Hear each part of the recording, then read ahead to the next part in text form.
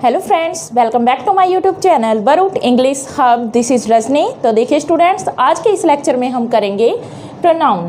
तो देखिए प्रोनाउन होता है जो, ये लगा लीजिए आप कि जितने भी एग्ज़ाम अब तक हो चुके हैं जिसमें इंग्लिश आती है, उनमें ऐसा कोई एग्ज़ाम होगा ही नहीं जिसमें प्रोनाउन पूछा ना गया हो। तो देखिए प्रोनाउन क्या है, आज हम इसी के बारे में 2 टाइप्स के प्रोनाउन को करेंगे और उनके रूल्स को हम आज कंप्लीट पढ़ेंगे। तो देखिए सबसे पहले बात करते हैं प्रोनाउन। तो इसका फर्स्ट टाइप जो आज हम करेंगे वो होगा पर्सनल प्रोनाउन, और सेकंड देखिए कौन सा होगा, वो होगा पजेसिव प्रोनाउन। तो यहाँ पर इन 2 टाइप्स को आज हम कंप्लीट कवर करेंगे। देखिए सबसे पहले बात करते हैं पर्सनल प्रोनाउन। तो देखिए इसके लिए सबसे पहले हम जानते हैं कि प्रोनाउन होता क्या है। तो देखिए प्रोनाउन या फिर प्रोनाउन होता क्या है, जब हम किसी नाउन का यूज करते हैं। आपने देखा होगा हम किसका इससे पहले कर चुके हैं, जो वो कौन सा हमने किया था ग्रामर का पोर्शन, वो हमने किया था नाउन का। तो नाउन का जो यूज किया जाता है, हमें पता है नाउन क्या होता है, एक नेम होता है जो किसी भी चीज़ का होता है। और इसके बदले में जब हमने क्या किया, नाउन की जगह हमने क्या लिखा। मान लीजिए मैं बात करती हूँ, Rahul is a good boy. Rahul is a good boy, ये मैंने राइट किया। तो यहाँ पर जो राहुल है वो क्या है, हमारा एक नाउन है। और देखिए इसके बारे में जब मैंने, ये तो एक सेंटेंस हुआ जिसमें हमने राहुल का यूज किया। अब मैं कहती हूँ कि he is an intelligent boy, वह एक इंटेलिजेंट लड़का है। तो यहाँ देखिए जब मैंने राहुल के ही बारे में बात की, पर वहाँ पर मैंने राहुल का नाम यूज क्यों नहीं किया, मैंने क्या कहा कि वह। तो ये वह ही है, हमने राहुल की जगह क्या यूज किया, नाउन की जगह क्या यूज किया, वह का यूज किया। और ये वह ही क्या है, प्रोनाउन है। डेफिनेशन हमारे यहाँ से क्या निकल कर आई कि जो शब्द नाउन के स्थान पर यूज किए जाते हैं उन्हें हम प्रोनाउन कहते हैं। यानी कि राहुल की जगह पर मैंने क्या यूज किया, ही। और ही क्या है, एक नाउन नहीं है ही क्या है, एक प्रोनाउन। तो देखिए सिंपल सी लैंग्वेज में हम करेंगे हर एक चीज़ को। तो यहाँ देखिए, अब देखिए प्रोनाउन का आपको पता चला, नाउन की जगह पर जो भी वर्ड यूज होगा वो प्रोनाउन होगा। तो यहाँ देखिए सबसे पहले हम बात करते हैं पर्सनल प्रोनाउन की, जो इसका एक टाइप है। तो देखिए पर्सनल प्रोनाउन कैसे बना, तो यहाँ पर आपको दिखा होगा पर्सन। अगर हम पर्सनल में से क्या निकाले, पर्सन। पर्सन क्या होता है, एक व्यक्ति। तो ये कौन सा नाउन हुआ, प्रोनाउन क्या होता है, सर्वनाम। प्रोनाउन क्या होता है, सर्वनाम। तो जो ये हमारा यहाँ से इसका टाइप निकल कर आया वो क्या हुआ, पर्सन कौन, व्यक्ति। व्यक्ति कौन, एक पुरुष। तो पुरुष में देखिए ये नहीं है कि पुरुष का ही यूज होगा, बल्कि इसमें मेल फीमेल या फिर किसी भी नॉन लिविंग थिंग का यूज हम करते हैं। तो उसे हम कहते हैं पुरुषवाचक सर्वनाम, जो कि हिंदी में क्या कहलाता है, पुरुषवाचक सर्वनाम कहलाता है। यही है हमारा पर्सनल प्रोनाउन। तो देखिए सबसे पहले हमने जाना पर्सन। अब देखिए पर्सन आया है तो हमें पर्सन का पता होना चाहिए। तो देखिए जितना भी हमारा बात करें, तो चाहे हम वॉइस करेंगे यानी एक्टिव एंड पैसिव वॉइस, चाहे हम डायरेक्ट एंड इनडायरेक्ट स्पीच यानी कि नरेशन करेंगे, या फिर कोई भी टॉपिक करते हैं, वहाँ पर हमें किसकी ज़रूरत पड़ेगी, तो वो होगा हमारा पर्सनल प्रोनाउन। तो इसलिए इसके बारे में जानना हमारे लिए क्या होगा, मोस्ट इम्पोर्टेंट होगा। तो देखिए ये पुरुषवाचक सर्वनाम है जो कौन कौन से हुए, तो यहाँ पर हम बात करेंगे पुरुषवाचक सर्वनाम की। तो देखिए कौन से होते हैं वो, इसको हमने पुरुषवाचक सर्वनाम को हमने 3 कैटेगरीज में डिवाइड किया है। तो फर्स्ट, सबसे पहले है फर्स्ट पर्सन, यानी कि पहला व्यक्ति। वो पहला व्यक्ति कौन होगा, हमें कुछ चाहिए तो वो चाहिए किसको, हमें चाहिए। तो जो मैं हूँ यानी मुझे चाहिए, मैं जो यूज़ होता है, आई यूज़ होता है जो इंग्लिश में, वो हमारा क्या होता है, फर्स्ट पर्सन होता है। उसके बाद देखिए मैं, और मैं अगर बात करूँ कि मेरी फैमिली की, फैमिली में कौन कौन इंक्लूड होगा, तो वो हम सब होंगे। तो हम जो वर्ड यूज़ करते हैं कि हमें चाहिए, हम सबको चाहिए, तो जो हमें वर्ड होगा, तो हमें वर्ड ही क्या है, एक फर्स्ट पर्सन है। तो आई और वी, ये दो जो वर्ड निकल कर आते हैं उन्हें हम फर्स्ट पर्सन कहते हैं, जो हम खुद के लिए यूज करते हैं। जो खुद का यूज होगा वही क्या होगा, फर्स्ट पर्सन होगा। उसके बाद देखिए सेकंड पर्सन। सेकंड पर्सन कौन होता है, दूसरा व्यक्ति। अब देखिए यहाँ यूट्यूब पर आप मेरी वीडियो देख रहे हैं, तो आप, तुम कौन हो यहाँ पर, आप कौन हो यहाँ पर, तो आप ही कौन हो यहाँ पर, सेकंड पर्सन। फर्स्ट पर्सन की वीडियो को यहाँ कौन देख रहा है, सेकंड पर्सन। तो आप यानी तुम क्या हुए, सेकंड पर्सन हुए। तो तुम के लिए हम और कोई वर्ड यूज नहीं करते, आप करते हैं और तुम करते हैं। तो यही दो वर्ड है जो यू के लिए इंग्लिश में यूज होते हैं, आप और तुम। तो इसको ही हम क्या बोलते हैं, सेकंड पर्सन कहते हैं। अब देखिए थर्ड पर्सन कौन सा होता है, जब हम बात करते हैं, मान लीजिए मैंने और आपने, हम दोनों ने मिलकर बात की किसी अजनबी की, किसी दूसरी लेडी की, यानी दूसरी औरत की बात की, दूसरे व्यक्ति की बात की, दूसरे बच्चे की बात की, तो वो सभी जिसकी हम दोनों मिलकर बात करते हैं किसी तीसरे व्यक्ति की, वो तीसरा व्यक्ति ही क्या होगा यहाँ पर, तो वो होगा थर्ड पर्सन। जिसकी दो मिलकर बात करते हैं तो वो तीसरा कौन होता है, थर्ड पर्सन होता है, तीसरा व्यक्ति। उसके लिए हम यहाँ क्या यूज करते हैं, ही, शी, इट, दे।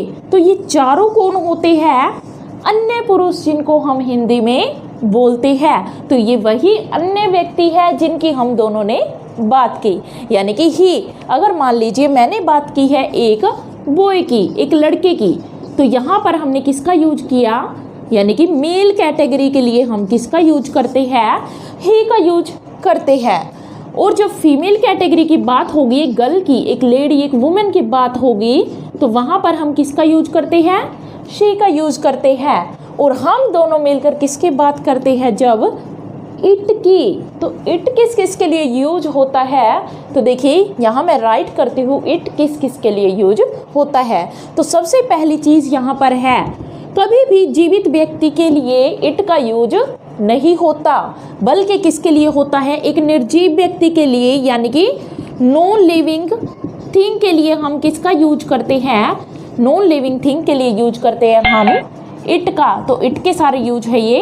और देखिए अगर हम बात करते हैं टाइम की, समय की, और वहाँ पर हमारे पास कोई सब्जेक्ट नहीं है, तब भी हम वहाँ क्या यूज करते हैं, टाइम के लिए। अगर मैं कहती हूँ इट इज़ 9 o'clock, 9 बज गए हैं, तो वहाँ पर क्या हुआ, इट का मैंने यूज किया किसके लिए, टाइम के लिए, क्योंकि टाइम क्या है, नॉन लिविंग ही तो है।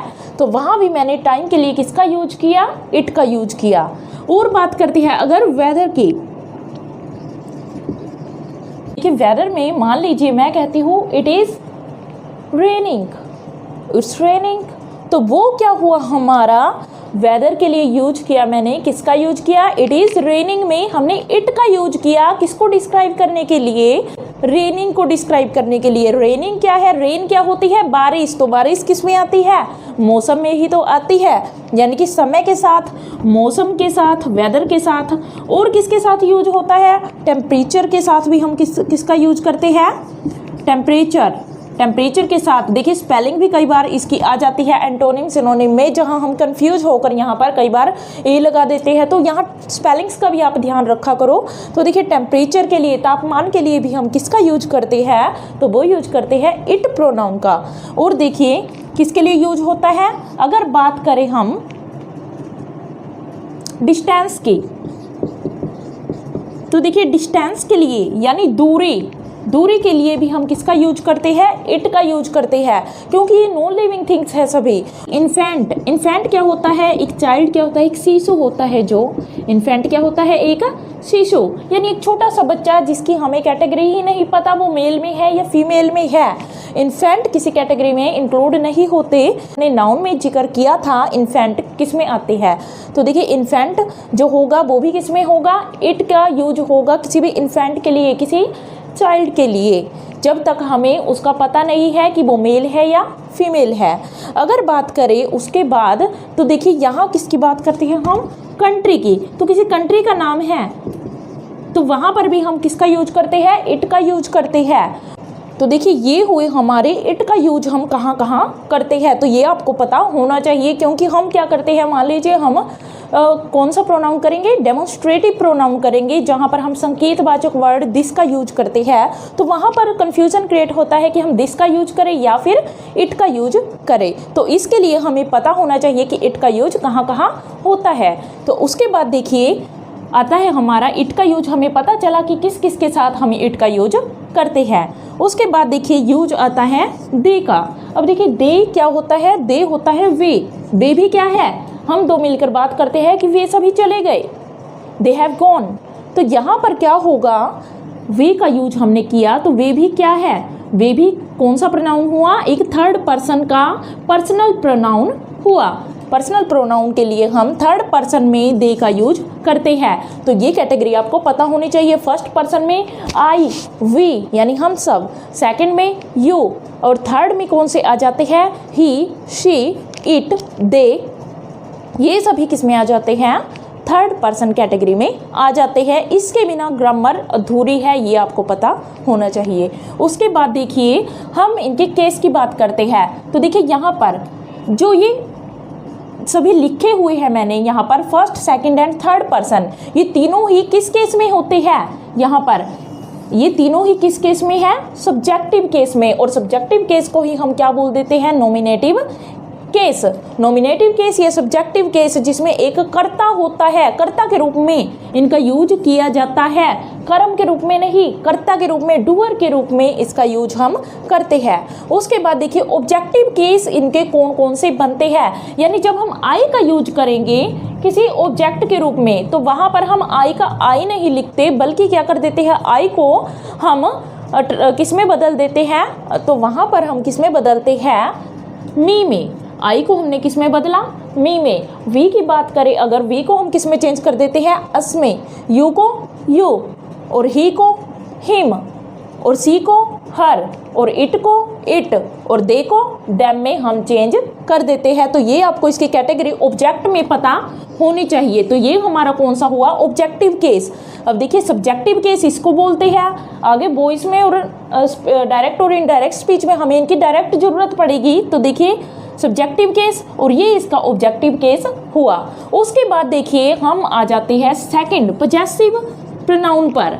अब देखिए मैंने यहाँ पर इन दोनों को ही एक साथ क्यों लिखा है, क्योंकि इसके ही जो हमारा कौन सा केस होगा, पर्सनल प्रोनाउन होगा, ये टाइप होगा, इससे ही हम क्या करते हैं, पजेसिव प्रोनाउन बनाते हैं। तो यहाँ देखिए पजेसिव प्रोनाउन, पजेशन क्या होता है, पजेशन आपको मैं बता चुकी हूँ 2-3 बार, हमने बहुत सी वीडियोस में इसको किया है। तो देखिए पजेशन क्या होता है, जहाँ पर क्या होता है, अधिकार दिखाया जाता है। तो ये अधिकार सूचक होता है, क्या कहते हैं इसको, अधिकारवाचक, यानी कि पजेशन होना, ओनरशिप होना किसी चीज़ पे, जहाँ हम क्या करते हैं, अपना संबंध दिखाते हैं किसी चीज़ के साथ। जैसे कि मैं ये कहती हूँ कि व्हाइट बोर्ड है जो ये मेरा है, मैंने लगाया हुआ है इसको, तो यहाँ पर मेरा पजेशन हुआ इस बोर्ड के ऊपर।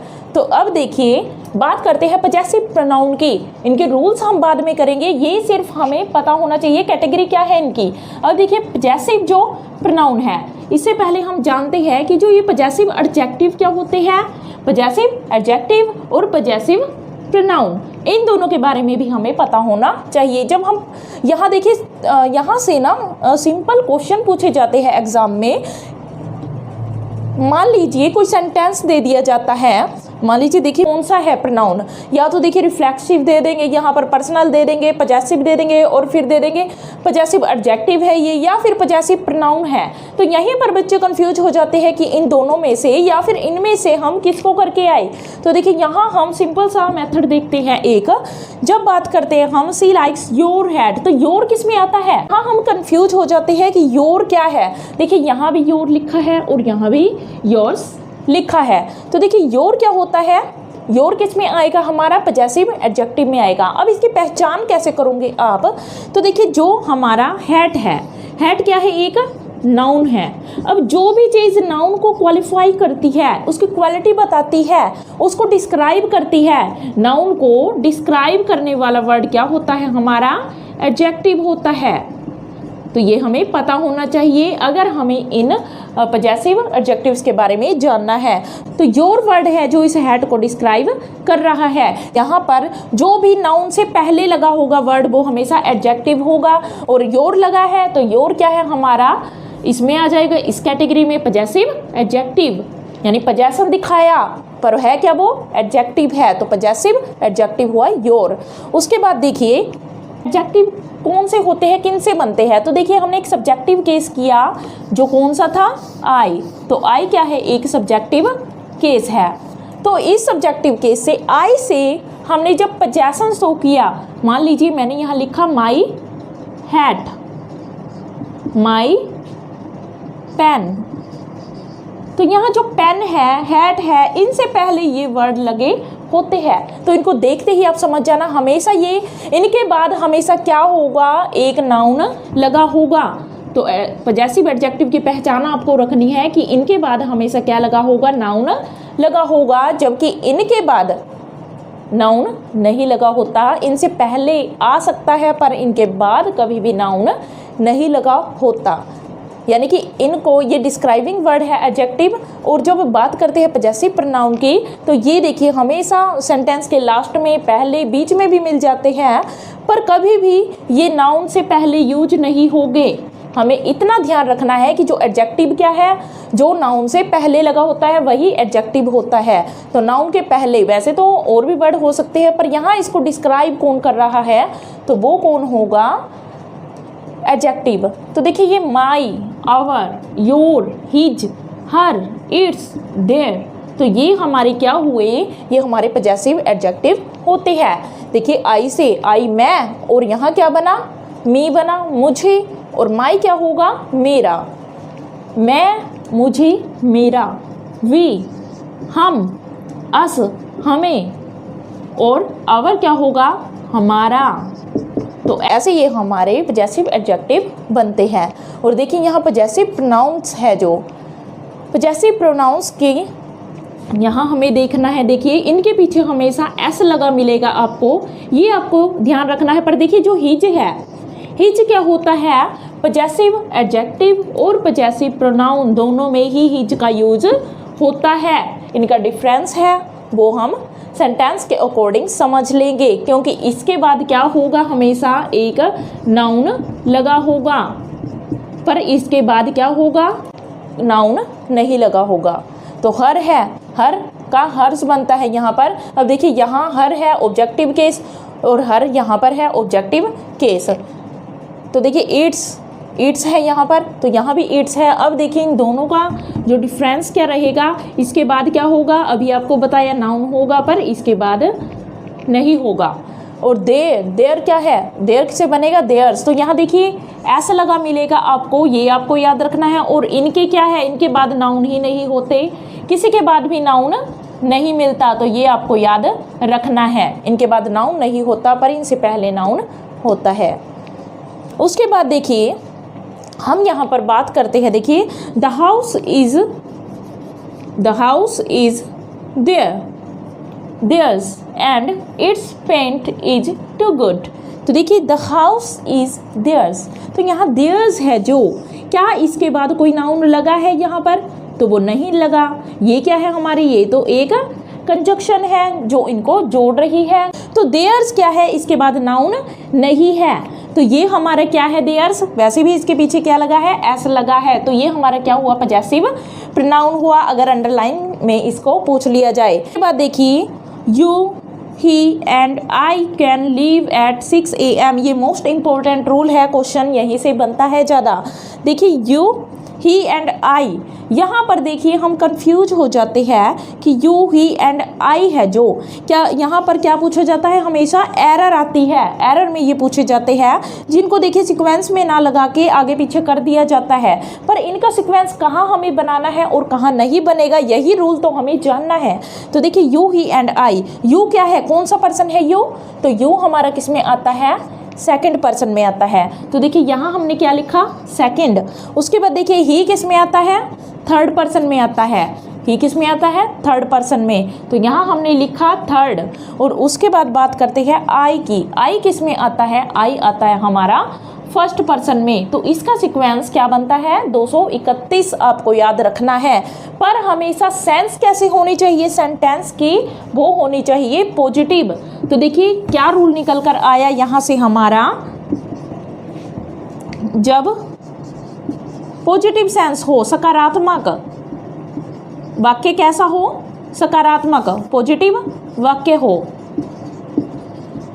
हम पर्सनल प्रोनाउन के सेकंड, थर्ड और फर्स्ट केस को एक सीक्वेंस में करते हैं, यानी लिखते हैं। यानी कि ये नहीं होगा यहाँ पर कि हमने यू की जगह ही लिख दिया और ही की जगह आई लिख दिया। तो ऐसा क्या होगा, ऐसा अगर हम करते हैं तो वो हमारा सेंटेंस रॉन्ग होगा। तो हमेशा जब पॉजिटिव सेंस में कोई वाक्य होगा, कोई सेंटेंस होगा, तो वहाँ पर 231 का रूल हमें फॉलो करना है। ये सीक्वेंस आएगा यू, ही एंड आई। और देखिए उसके बाद देखिए यू एंड ही। तो ये देखिए सीक्वेंस क्या है, जब यहाँ पर क्या दिखा आपको, यू से यू आ गया है और उसके बाद ही। तो यहाँ देखिए जब ये दो दिए हो, यानी 3 पर्सन्स में से कौन से दिए हैं, हमें सिर्फ 2 पर्सन दिए हैं। तो हमें क्या करना है, वहाँ पर 2 व्यक्ति दिए हैं। तो सबसे पहले हमें यू का यूज करना है, यानी दूसरे को। ये आपको बात याद रखनी है कि जब भी हम अच्छा काम करेंगे तो हम दूसरे का ही भला करेंगे। अपना भला बाद में सोचना है और दूसरे का भला पहले सोचना है। तो इसलिए हम क्या करेंगे, यहाँ पर यू को दूसरे व्यक्ति को आगे रखेंगे और फिर तीसरा है जो उसको आगे लेकर आएंगे और फिर हम खुद क्या करेंगे, कुछ अच्छा काम करेंगे। क्यों, तो देखिए यू एंड ही, यू और ही है जो, इनको हमें एक सीक्वेंस में लगाना है। तो देखिए यू कौन सा पर्सन है, सेकंड पर्सन, और ही कौन सा पर्सन है, थर्ड। यानी इससे आप याद रख सकते हो 2 और 3 इनका सीक्वेंस बनेगा। पॉजिटिव सेंस में जब 2 पर्सन यूज किए जाएंगे वहाँ पर क्या होगा, हमें इसके आगे वाले जो 2 और 3 हैं उनको यूज करना है। और इसके बाद देखिए he and I had gone for shopping. यहाँ भी देखिए पॉजिटिव वाक्य है, यहाँ नेगेटिव सेंस नहीं है। तो यहाँ हमें क्या करना है, ये कौन सा पर्सन हुआ, ही हुआ हमारा थर्ड पर्सन। तो कौन सा पर्सन हुआ यहाँ पर, कौन सा पर्सन हुआ यहाँ पर, थर्ड पर्सन हुआ। ही क्या है, थर्ड पर्सन, और आई क्या है, फर्स्ट पर्सन। यानी हमें क्या करना है, इन पीछे वाले हैं जो, जब ये 2 व्यक्ति यूज होंगे, थर्ड और सेकंड पर्सन होंगे, तो हमें किस सीक्वेंस में यूज करना होगा, तो हमें 3 और 1 31 लिखना होगा। यानी कि थर्ड पर्सन का और फर्स्ट पर्सन का हमें यूज करना होगा। और ये कैसे वाक्य होंगे, पॉजिटिव वाक्य होंगे। और देखिए यहाँ पर मेन बात देखिए आपको जो याद रखनी है वो क्या होगा, जब ये कौन से होंगे, जब ये सिंगुलर केस में होंगे, यानी ये सिंगुलर फॉर्म वाले यूज होंगे। अब देखिए आई क्या है, सिंगुलर, और उसके बाद देखिए यू क्या है, यू भी क्या है, सिंगुलर, और जो ही है, ही कौन सा है, सिंगुलर। यानी सिंगुलर केस होंगे ये, तो हम ये सीक्वेंस यूज करेंगे। 231 जब पॉजिटिव सेंस में है और आगे से हमने उठाया 2 और 3 का, और पीछे से हमने लिया 3 और 1। तो ऐसे हमें क्या करना है, इन केसेस को यूज करना है। अब बात करते हैं, देखिए यहाँ देखिए उसके बाद you and he are at fault. यहाँ देखिए कैसा है ये वाक्य, फॉल्ट की बात है कि हम तीनों ने ही क्या किया है, फॉल्ट किया है, हमारे तीनों का ही क्या है, दोष है। तो देखिए जब भी बात हम दोष की करेंगे, फॉल्ट की करेंगे, तो हमें क्या करना है, सबसे पहले दोष किसको देना है, दूसरे को नहीं। एक भला व्यक्ति बनते हुए सबसे पहले खुद को दोष देना है, यानी मेरी गलती है, और फिर क्या कहेंगे, हाँ तुम्हारी भी गलती है, और बेचारा तीसरा था उसकी भी गलती है। तो ये तीनों केस हमें क्या करना है, यहाँ पर आई, यू एंड ही एक सीक्वेंस में यूज करने हैं 1 2 3 के। तो नेगेटिव सेंस में हमें क्या करना है, 1 2 3, और पॉजिटिव सेंस में क्या करना है, 2 3 1। इस सेंस में हमें यूज करना है। उसके बाद देखिए हम क्या करेंगे, यहाँ पर जब आया किसी सेंटेंस के अंदर वी, यू एंड दे।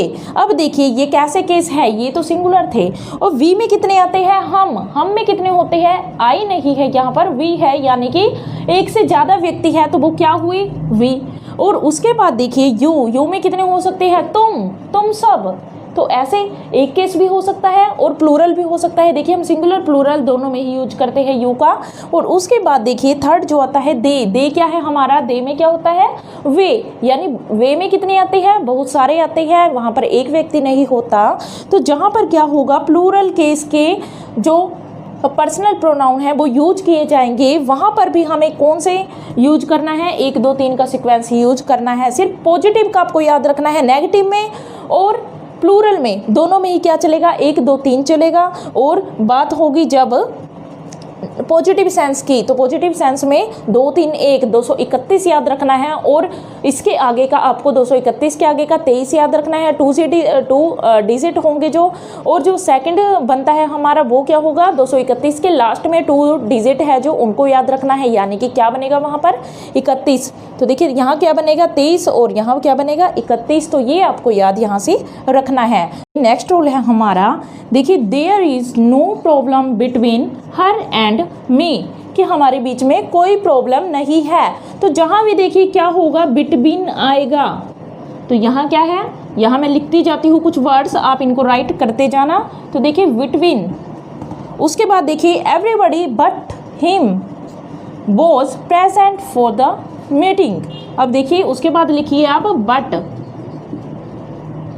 उसके बाद देखिए ही laughed at me, laughed at me, at me, उसके बाद लिखिए आप एट, और उसके बाद देखिए आ जाइए everyone attended the meeting except me, उसके बाद लिखिए एक्सेप्ट,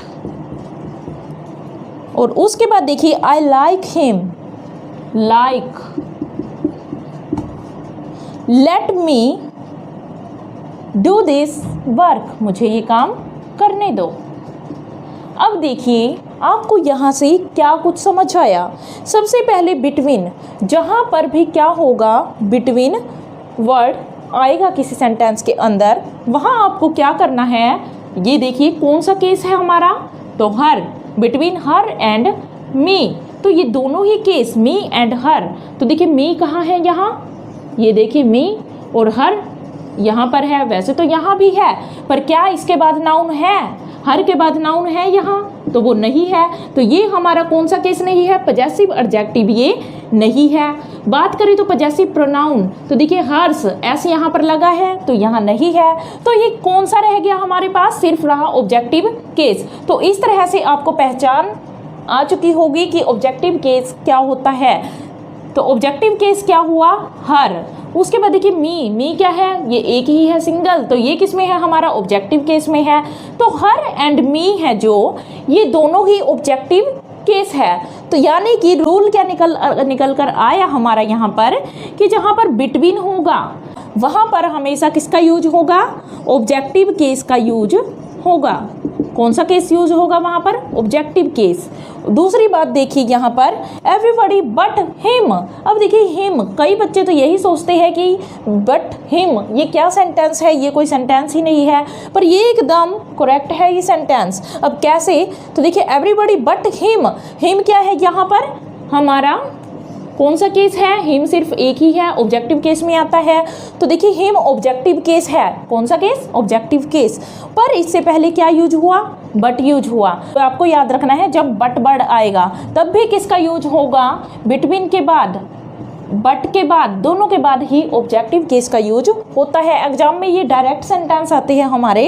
उसके बाद देखिए ही लाफ्ड एट मी, ये सेंटेंस देखिए कई बार एग्जाम में रिपीट होता है, यहीं से क्वेश्चन बनता है। एट के बाद यहाँ पर कई बार आई लिख दिया जाता है, कई बार हर, ऐसा कोई भी केस कई बार आई लिख दिया जाता है, या फिर कई बार लिख दिया जाता है यहाँ पर इट्स। तो ऐसे केस कई बार यहाँ डाल दिए जाते हैं, पर वे रोंग होते हैं। बल्कि क्या निकल कर आता है हमारा, कि जो एट, एट क्या है, एक प्रेपोजिशन। तो आपको ये याद रखना है, एट क्या है, एक प्रेपोजिशन है। तो जहाँ प्रेपोजिशन होगी वहाँ पर हमेशा ही कौन सा केस आएगा, तो वो होगा हमारा ऑब्जेक्टिव केस। ये हमारा मोस्ट इंपॉर्टेंट रूल हुआ यहाँ से। Everyone attended the meeting except me, तो यहाँ देखिए एक्सेप्ट आई कर देते हैं, एग्जाम में ये आया हुआ है। तो एक्सेप्ट के बाद क्या कर देते हैं, आई, जो कि क्या होता है, एकदम रोंग होता है। क्योंकि यहाँ जो सही वाक्य हमारा बनेगा वो क्या होगा कि एक्सेप्ट के बाद हमेशा कौन सा केस आता है, ऑब्जेक्टिव केस यूज किया जाता है एक्सेप्ट के बाद, यानी क्या होगा यहाँ पर एक्सेप्ट मी। उसके बाद देखिए आई लाइक हिम, जब भी कोई वर्ब होगी, वर्ब अपने बाद क्या रखेगी, एक ऑब्जेक्टिव केस ही रखेगी। इन चारों में से कौन सा केस होगा, तो वो होगा हमेशा ऑब्जेक्टिव केस। तो यहाँ आप रूल लिख लीजिए कि जो भी वर्ब होगी, वर्ब के बाद हमेशा कौन सा केस आता है, तो वो होता है ऑब्जेक्टिव केस। नेक्स्ट देखिए let me do this work, let भी क्या है, एक वर्ब में काउंट होती है। तो यहाँ पर देखिए कौन सा केस है, लेट के बाद आई दिया जाता है यहाँ पर एग्जाम में, let I do this work, तो क्या होता है, वो रॉन्ग होता है। यहाँ पर लेट के बाद भी क्या यूज होता है, ऑब्जेक्टिव केस का यूज होता है। तो ये हुए हमारे कुछ रूल्स। उसके बाद देखिए 14th यहाँ पर सेंटेंस है हमारा example, he is as intelligent as dash. अब देखिए यहाँ पर हमें इनमें से कौन सा केस यूज करना है, यानी कि पर्सनल प्रोनाउन का या फिर पजेसिव प्रोनाउन में पजेसिव एडजेक्टिव या पजेसिव प्रोनाउन, कौन सा केस हमें इन सब में यूज करना है। तो देखिए he is as intelligent as, तो देखिए यहाँ आपको क्या दिखा, ही क्या है, कौन सा केस है, नॉमिनेटिव केस। तो देखिए नॉमिनेटिव, यहाँ ई लगा लीजिए। तो देखिए नॉमिनेटिव केस है, जो नॉमिनेटिव में, तो आप रूल लिख लो यहाँ पर, नॉमिनेटिव केस के प्रोनाउन में नॉमिनेटिव प्रोनाउन का ही यूज होगा, नॉमिनेटिव प्रोनाउन का ही यूज होगा, जो नॉमिनेटिव प्रोनाउन होगा। और नॉमिनेटिव के बीच क्या होगा, ये भी आप लिख लीजिए, नॉमिनेटिव केस के प्रोनाउन में तुलना करने पर किसका यूज होगा, नॉमिनेटिव प्रोनाउन का ही यूज होगा। अब देखिए ही क्या है, कौन सा है हमारा, नॉमिनेटिव केस है, और इसकी हमने तुलना की है, he is as intelligent as. तो यहाँ पर तुलना करने के लिए हम क्या लगाएंगे, इनमें से ही लगाएंगे। तो हमने क्या यूज किया, एज आई क्या है यहाँ पर, आई एक नॉमिनेटिव केस है, यानी कि जब यहाँ पर नॉमिनेटिव केस है और इनकी तुलना किसके साथ की है, तुलना के लिए लिख लीजिए आप एज या देन, THAN, एज और देन के साथ जब तुलना होती है नॉमिनेटिव केसेस में, तो हम हमेशा नॉमिनेटिव केस का ही यूज करते हैं। अगर यहाँ पर आई है तो इनमें से ही एक केस यहाँ यूज होगा, जो हमें ऑप्शन में मिलेगा, नॉमिनेटिव केस ही उसका आंसर होगा। उसके बाद देखिए आई रन फास्टर देन, अब देखिए यहाँ पर एज के साथ तुलना की थी हमने, यहाँ पर देन के साथ तुलना की, आई है यहाँ पर, I run faster than he. तो यहाँ ही भी हमने कौन सा केस यूज किया, आई कौन सा है, नॉमिनेटिव केस है, और इसके साथ हमने नॉमिनेटिव केस ही का यूज कर दिया। वैसे कोई भी वहाँ पर जो ऑप्शन में होगा वही हम केस यूज करेंगे। ये यहाँ पर देखिए जो हमारा यू है, आई नो यू, यहाँ पर तो देखिए क्या था, he is as intelligent, directly क्या किया गया था, इनकी तुलना कर दी गई थी ही की इसके साथ। पर यहाँ पर तुलना किसकी है, यहाँ देखिए डिफरेंस बहुत बड़ा है। आई नो यू, बीच में एज से पहले एक केस आया है हमारा, जो कौन सा केस है, आई नो यू, मैं तुम्हें जानती हूँ, तुम्हें, तो तुम नहीं है यहाँ पर, यू कौन है, तुम, और यहाँ पर क्या केस होता है, तुम्हें, मैं तुम्हें जानती हूँ। तो यहाँ पर तुम्हें केस है, तो किसका हुआ, वो ऑब्जेक्टिव केस हुआ। सेंस देखनी है हमें, कौन सा ये सेंटेंस बनता है, क्या है ये, आई नो यू, मैं तुम्हें जानती हूँ, तो तुम्हें किस में आता है, ऑब्जेक्ट में आता है, और वैसे भी वर्ब के बाद है तो वो ऑब्जेक्टिव केस ही होगा। तो आई नो यू, मैं तुम्हें जानती हूँ, तो यहाँ अगर ऑब्जेक्टिव केस है तो इसका रूल क्या बना नेक्स्ट, कि जब ऑब्जेक्टिव केस होगा, ऑब्जेक्टिव केस में तुलना करने पर, ऑब्जेक्टिव केस में तुलना करने पर कौन सा केस यूज करेंगे, तुलना करने पर कौन सा केस यूज करना है, हमें ऑब्जेक्टिव केस ही यूज करना है। और तुलना किससे होगी, एज या फिर देन से होगी। तो यहाँ भी क्या है, यू एज मच एज, तो यहाँ पर यू की तुलना किससे होगी, ऑब्जेक्ट से ही होगी। तो यहाँ से कोई ना कोई ऑब्जेक्ट आपको ऑप्शन में मिलेगा। मान लीजिए मैंने लगाया I know you as much as, मैंने लगा दिया हिम, कि मैं तुम्हें जितना जानती हूँ उसे भी उतना ही जानती हूँ, उसे। तो देखिए क्या है ये, उसे या उसको, ये बनेगा यहाँ पर। उसके बाद देखिए it is dash who am to blame. तो देखिए यहाँ पर हम कैसे बनाएंगे सेंटेंस को।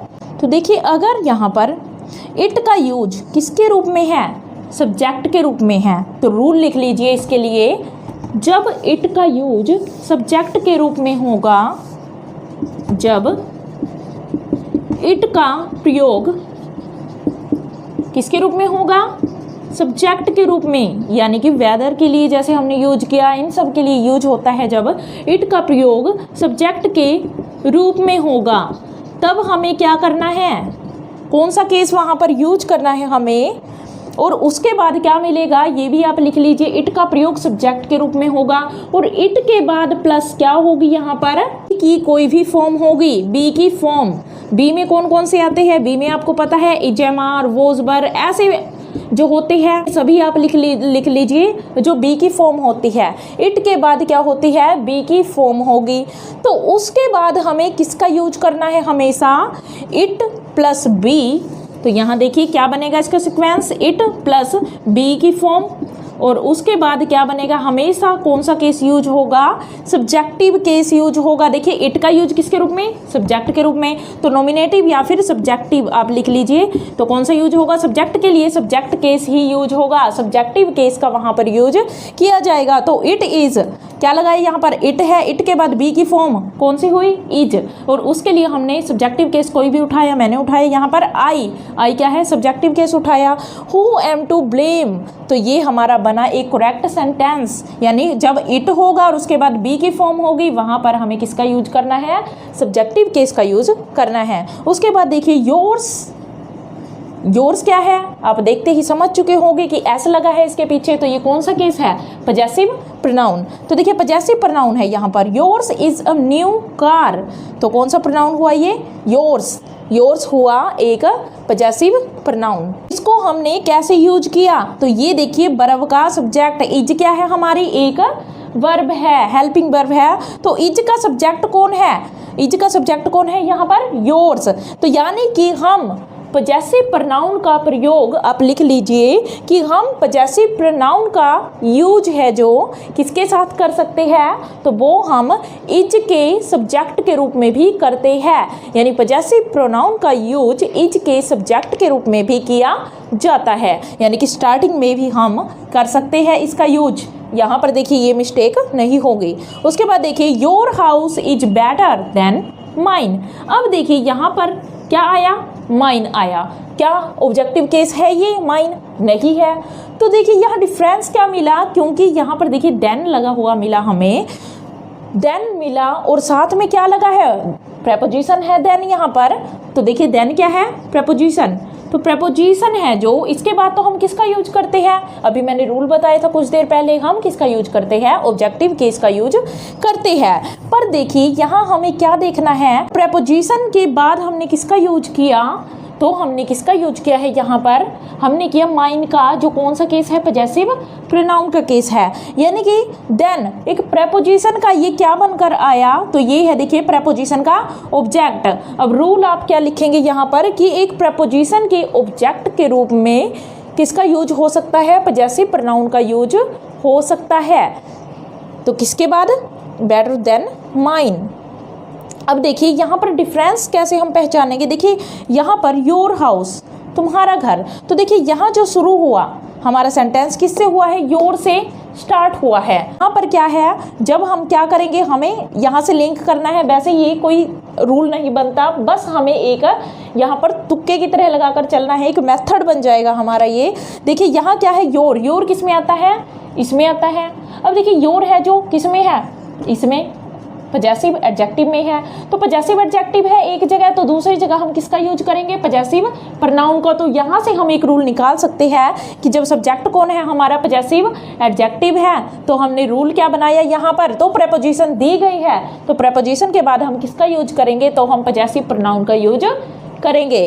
तो इसको आपने लिख लेना है अच्छे से। उसके बाद देखिए I was confident of my binning the match. अब देखिए यहाँ पर I was confident of my winning. अब देखिए जहाँ भी क्या मिलेगी आपको, विनिंग, बाथिंग, स्विमिंग, ऐसे कोई भी वर्ड जिसको हम क्या बोलते हैं, जीरंट, तो क्या होते हैं ये जीरंड होते हैं। यानी जीरंड से पहले किसका यूज होता है?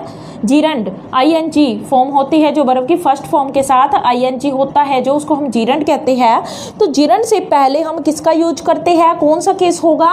तो वो कौन सा केस होगा? आई का केस कौन सा है? ये एडजेक्टिव केस। तो पॉजेसिव एडजेक्टिव का यूज यहाँ पर हमेशा होता है। जब भी आपको मीनिंग से पहले यहाँ पर फिलअप दिखे या कुछ दिखे तो आप क्या करोगे? वहाँ पर किसका यूज करोगे? तो वहाँ पर यूज करेंगे हम पॉजेसिव एडजेक्टिव का।